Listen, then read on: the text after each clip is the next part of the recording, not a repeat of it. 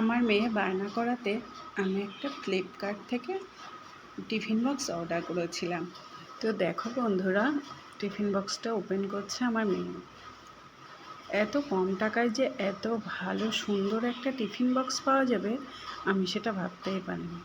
দোকানে গেছি তো অনেক টিফিনই দেখেছি, একটা টিফিনও পছন্দ হয়নি, কিন্তু এটা সামর্থ্যের মধ্যে দেখো অনেকটাই সুন্দর।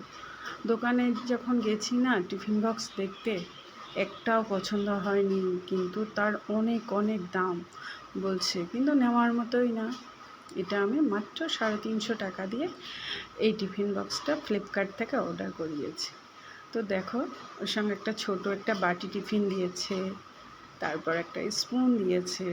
তো টিফিনের এরিয়াটা যথেষ্টই বড়। একটা 12 বছরের বাচ্চা তার টিফিনটা ঠিকঠাকভাবে নিয়ে যেতে পারবে। তো তোমাদের কেমন লাগলো একটু বলবে। হ্যাঁ, আর আমি এই টিফিনটা 350 টাকা দিয়ে কিনে আমার লাভ হলো নাকি লস হলো আমি নিজেই বুঝতে পারছি না।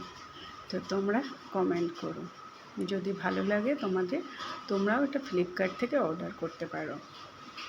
আমার তো বেশ ভালোই লেগেছে।